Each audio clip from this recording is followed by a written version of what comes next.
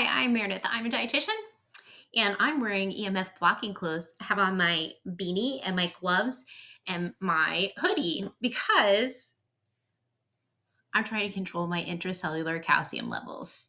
High intracellular calcium can lead to the destruction of a thing called gefrin, and that can lead to the inability to make the molybdenum cofactor needed for sulfite metabolism.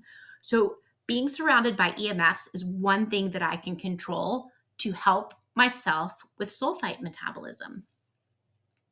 And high intracellular calcium levels causing the destruction of gefrin also leads to neurodegenerative disease. And it can lead to chronic pain because you can lose your GABA synapses. GABA synapses are the calming, or the synapses that bind to GABA, the calming neurotransmitter that we make in our bodies from glutamate.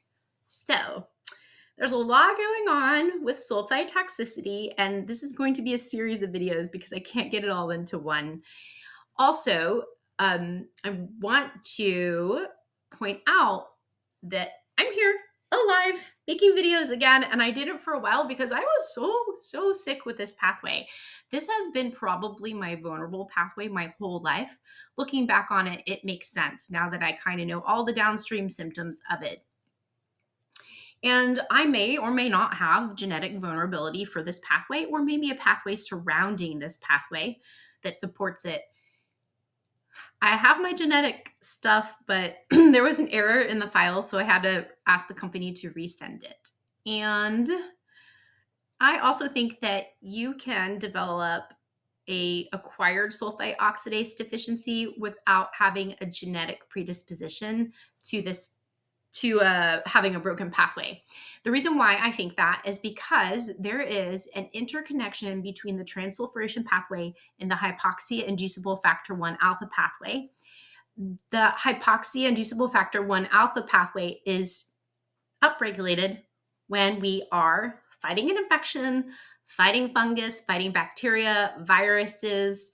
It can happen when you have hypoxia. It can be upregulated when your glucose goes low or your blood pressure goes low. It can happen with high blood pressure as well. There are a lot of things that induce the hypoxia-inducible factor 1 alpha pathway. So, how could you end up with poor sulfur metabolism when you were healthy your entire life? It could have been a moment in time. Okay, so it could have been I had COVID. I was good until I had COVID, or the thing that should not be named. And when I had that, I ended up sick with this pathway. Well, it's because the SPIKE protein will actually induce the hypoxia-inducible factor 1 alpha pathway through the nicotinic receptors. And so it leads to the increase in CDO, which I'll show you here. I'll go this way first. I'll show you here. It causes an increase in CDO, and that eventually will lead to sulfite. So it could be that that was your moment in time. Okay.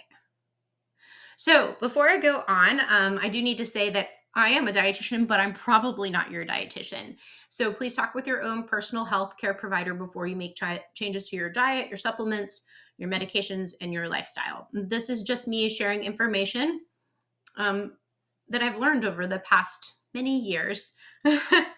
So this is a slide that I'll go over more in another video about the Moco steel.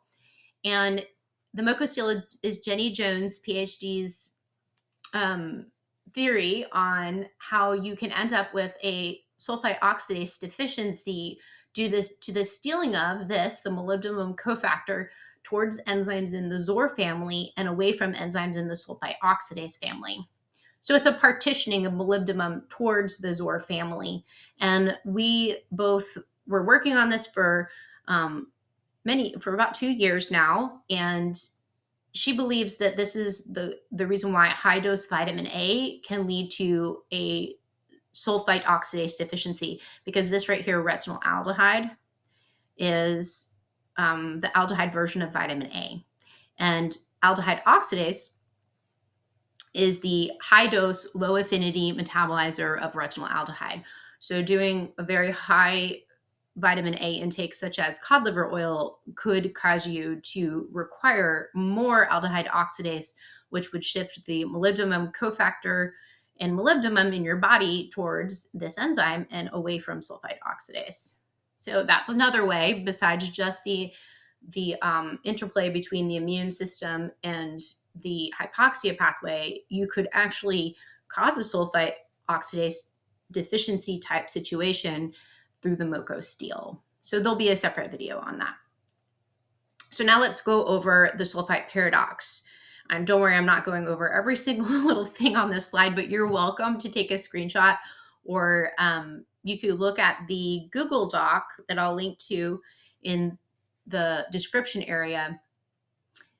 But you'll have to look at it on a laptop because the resolution is really poor on a cell phone. So what starts the issue? It would be sulfite toxicity. So for the sulfite paradox, where does that sulfite toxicity come? It could come from the Moco steel. It could come from an increase in HIF-1 alpha, because you can see it increases CDO, and that leads to this thing called cysteine sulfonic acid. Cysteine sulfonic acid is actually a good thing. It turns off and protects, not just turns off and protects enzymes in a cell when a cell is under oxidative stress. So it will turn off pyruvate dehydrogenase complex. Oh, I probably should add a little arrow there that we could be protecting pyruvate dehydrogenase complex or other enzymes while the cell needs to be taken care of, okay? And then this leads to a feeling of fatigue because things are shut off.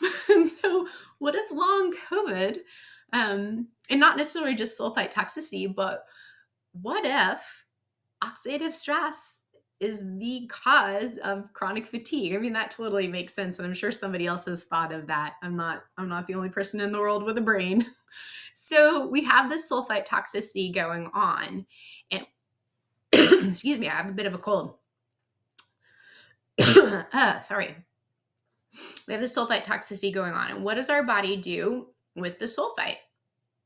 Oh, other reasons why.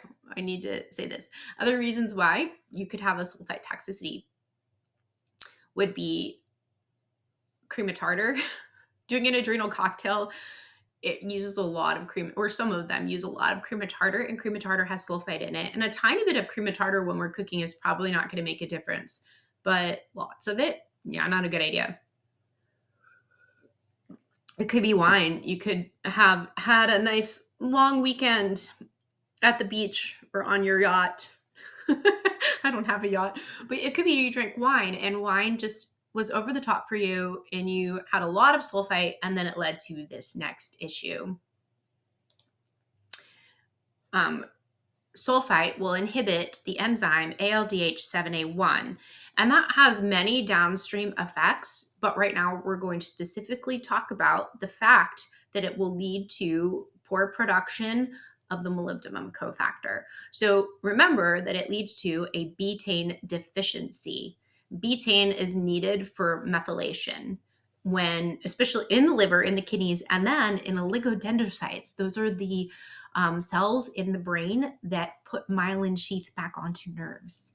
So you need BHMT when there's oxidative stress, it takes over methylation.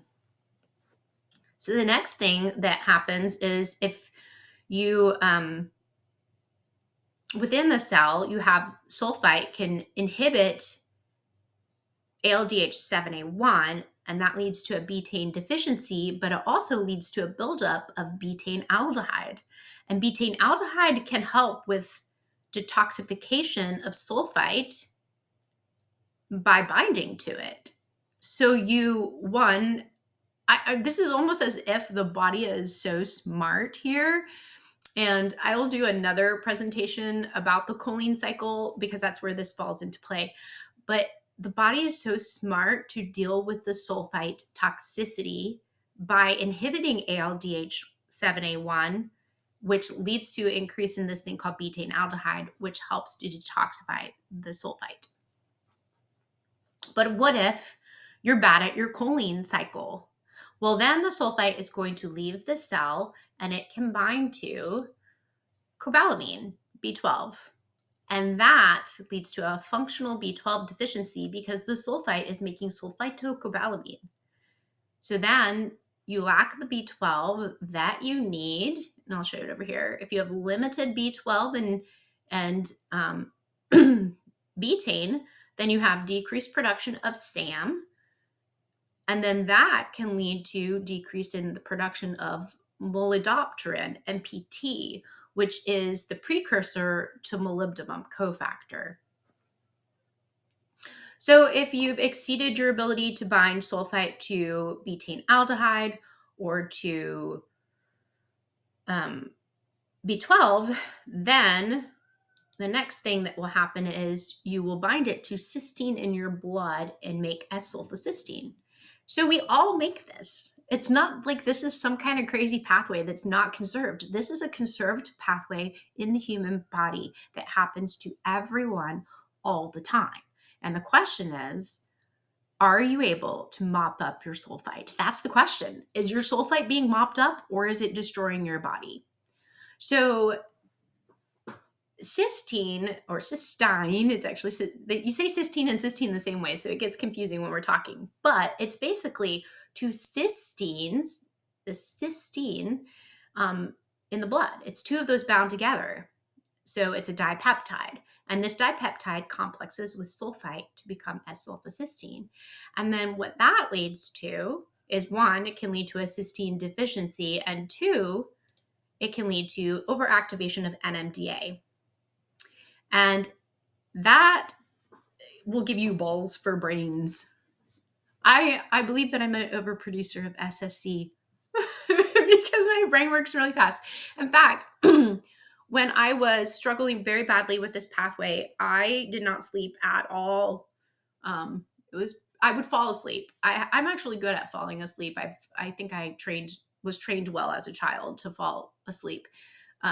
But I would wake up within like 2 or 3 hours with my heart racing and my mind racing. And that's when I did a lot of my work. So I'm doing better now and I'm sleeping, but I don't get as much done. So that leads to high intracellular calcium levels. Hence the reason why we need to control as many factors as we can related to high intracellular calcium levels. So one of those is EMFs. Another one would be trying not to be in acidosis, which is really hard because we don't always get to choose our metabolic state. So high intracellular calcium will activate calpain protease, and activation of calpain protease leads to the destruction of gefrin. And you can see over here is the loss of GABA synapses in the nervous system. At the worst of my worst, I had the worst trigeminal neuralgia I've ever had in my whole life. My facial pain was off the chart. I went to so many doctors. I did like a year's worth of really expensive medical testing. And then when I figured out that I just had overactivation of the NMDA receptor, I implemented specific things to help with that. And trigeminal neuralgia pain is way better. It's pretty much mostly not there. When there's an uptick in it, I can guarantee you that I am making more SSC and I'm losing these GABA synapses. So the destruction of gefrin doesn't just affect the nervous system, it also will affect the ability to add molybdenum to MPT. So MPT is molybdopterin. It's different than molybdenum. Molybdopterin is needed for FAD synthase. Molybdopterin, so if you struggle with making molybdopterin, then you're going to struggle with activating B2 into FAD, the cofactor that's used for many reactions in the body, including pyruvate dehydrogenase complex. So you can see that here. And to be able to make molybdopterin, it's dependent on your ability to make SAM. And so we can see that sulfite inhibits your ability to make your own betaine, and the betaine aldehyde is mopping up the sulfite. And then on top of that, it can cause a loss of B12. And so overall, your ability to produce SAM can decrease when you have sulfite toxicity. And so that can lead to the decrease in the ability to make molybdenum. And then you won't be able to add the molybdenum cofactor at all because you don't have molybdenum. And then on top of that, if you have destruction of Gephrin, the chances of adding molybdenum cofactor becomes negligible. So then you're stuck here in a place where there's no molybdenum cofactor. And that's not just for sulfite oxidase. That can also lead to loss of the ability to produce uric acid and the loss of the ability to deal with excess aldehydes in the body. So there's more going on here. There's another thing I was thinking of. It can also lead AOX1, aldehyde oxidase 1, requires molybdenum cofactor. And so it can lead to problems with serotonin degradation. So there are many things that are happening because of the downstream effect of sulfite not having enough mopping up. So, so then to be able to make the full sulfite oxidase enzyme, you have to be able to add heme. So first you make the molybdenum cofactor, and then you add heme. That's the second step of making sulfite oxidase. But because there's an inhibition of ALDH7A1, that can lead to a functional B6 deficiency. And that functional B6 deficiency will decrease your ability to synthesize heme, because the first step in making heme is B6 dependent. That enzyme ALAS is B6 dependent. So then you have a decreased sulfite oxidase enzyme, either from molybdenum cofactor deficiency or from not being able to make adequate heme. And then click over here. That brings you back to sulfite toxicity. And this continues on and on. And if you're not making sulfate, then you won't be making PAPs, which is needed for phase 2 liver detox. So you start to struggle with phase 2 liver detoxification. There's many more downstream effects to this, but one big one is the loss of the PAPs domain for FAD synthase. So if you aren't making the enzyme FAD synthase, then again, you go back to loss of MPT, loss of FAD synthase, and you have decreased FAD levels. And that's something that I've had so many people tell me they'll come from another practitioner and just chat with me. I don't take on a lot of clients, but typically there's always something like, well, I'm just not making I'm just B2 deficient. I'm B2 deficient. And if I could just get my B2 up, I'll be okay. But what if it's actually, I just need to get my FAD up?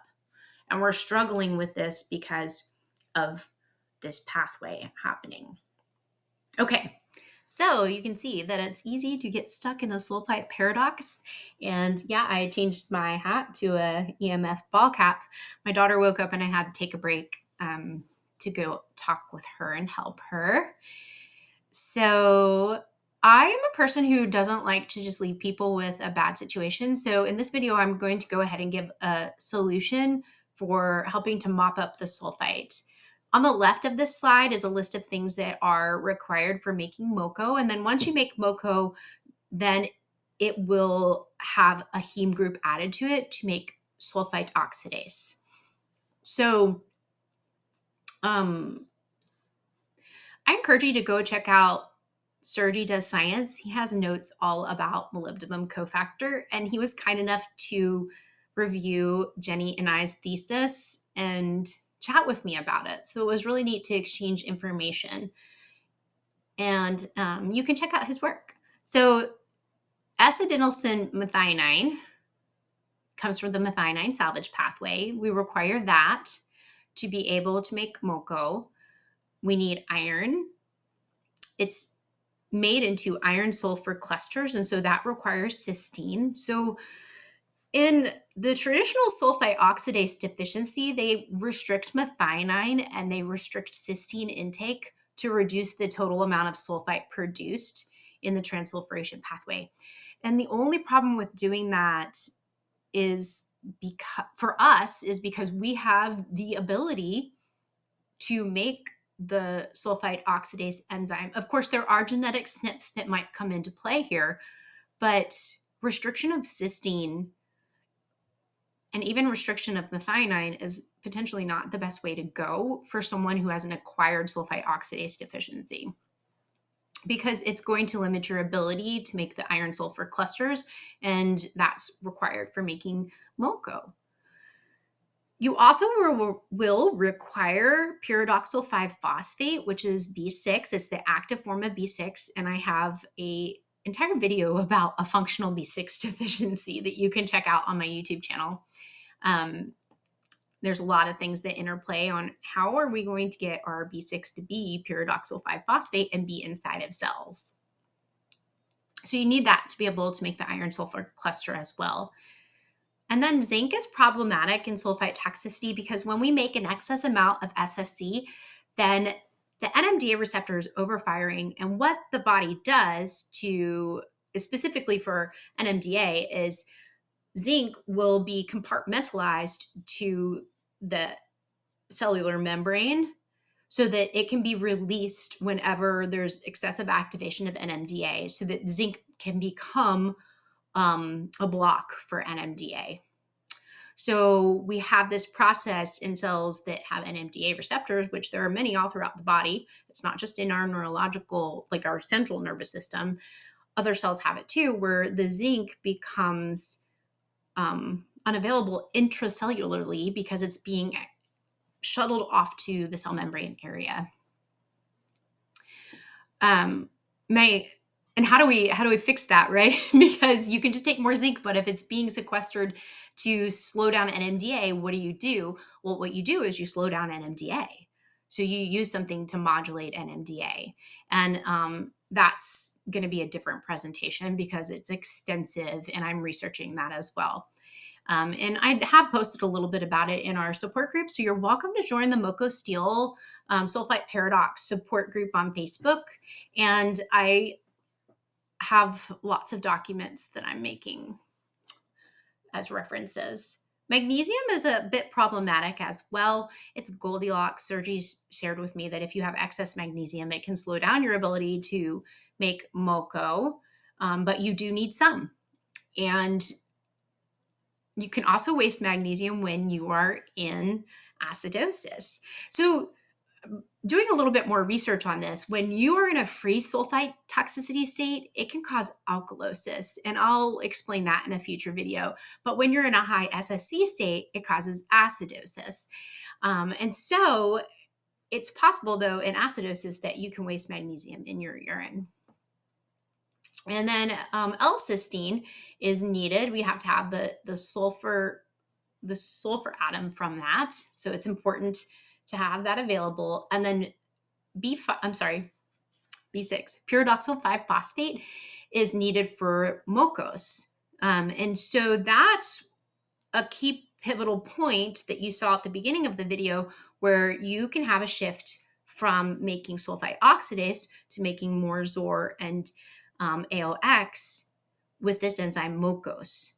So interestingly, my daughter has a higher mRNA expression for MoCos.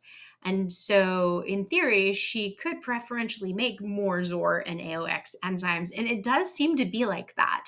As I start to support her ability to make more MoCo, she has an uptick in uric acid, but she doesn't necessarily have zero sulfate in her urine.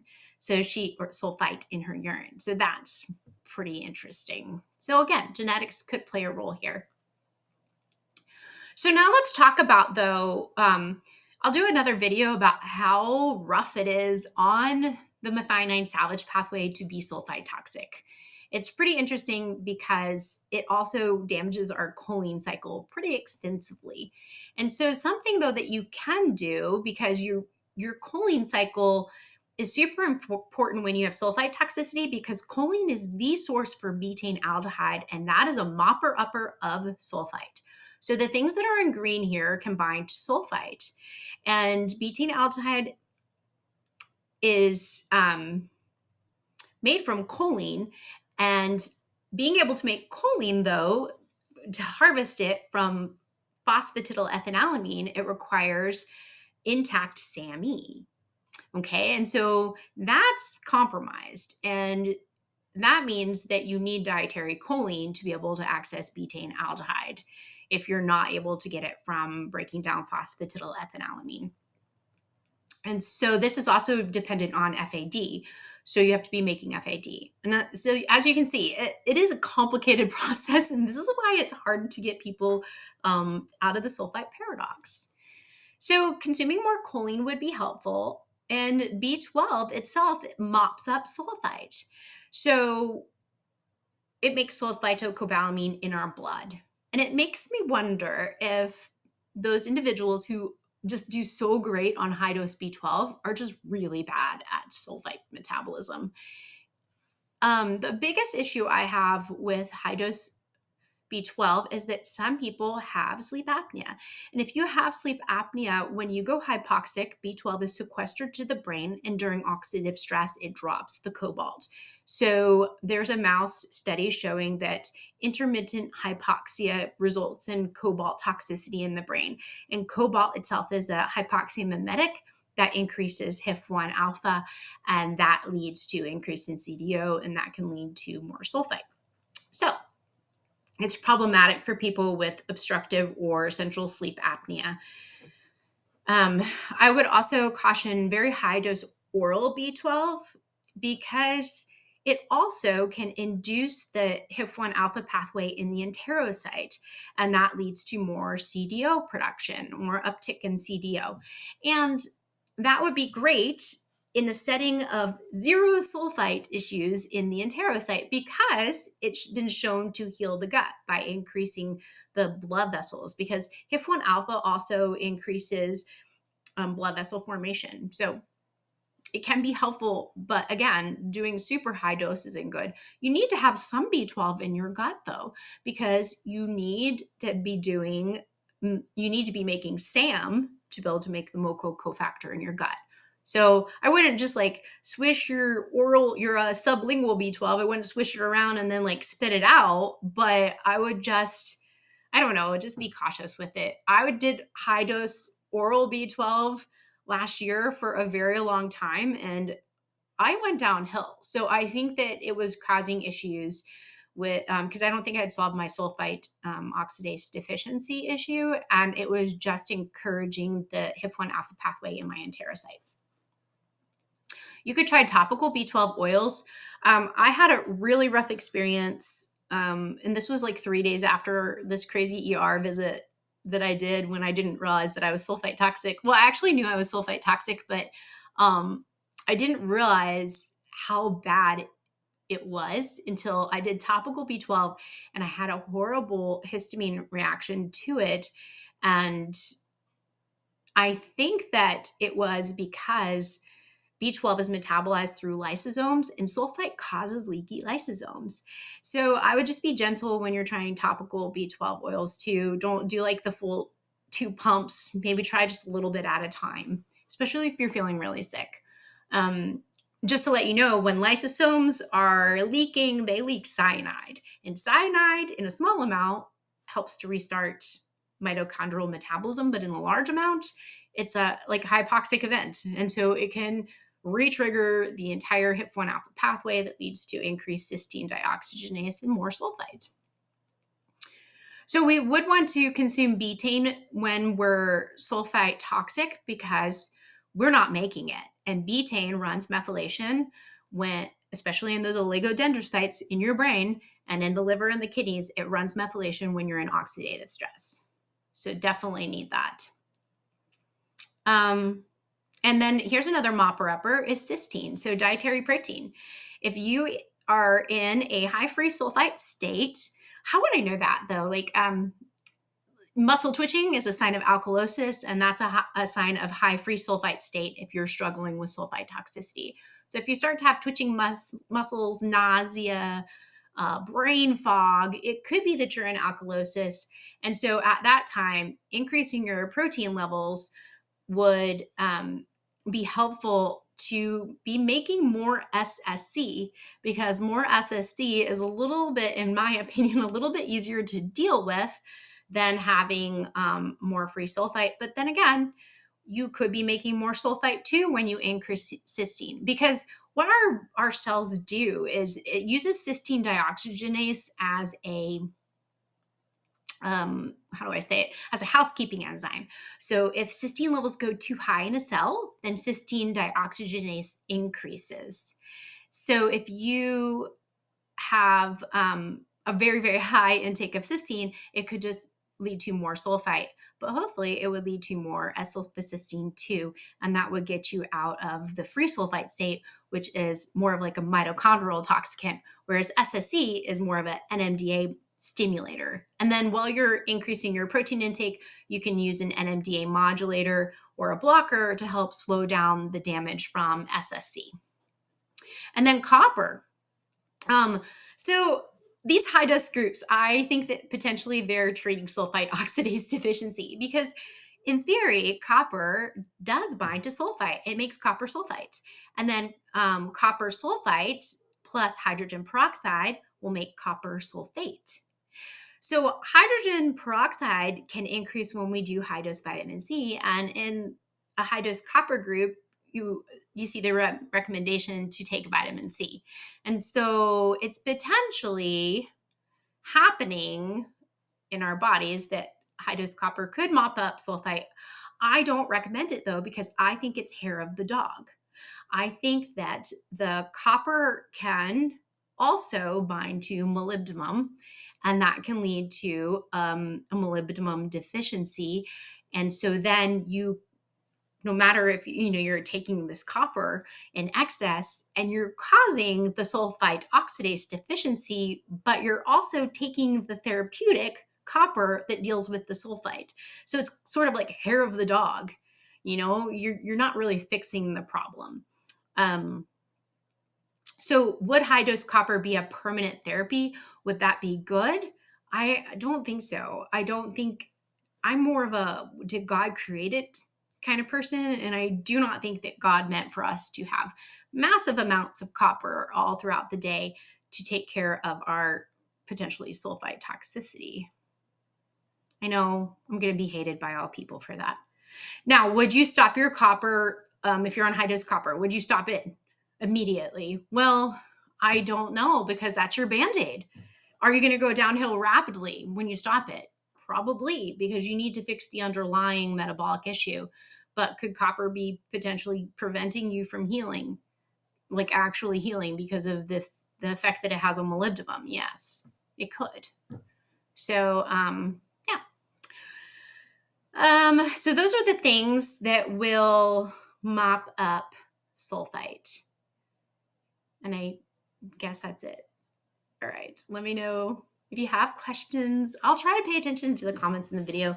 Sometimes I get backed up, but please feel free to join our MoCo Steel Sulfate Paradox Facebook support group, because I'd love to, just help people. All right. Have a great day.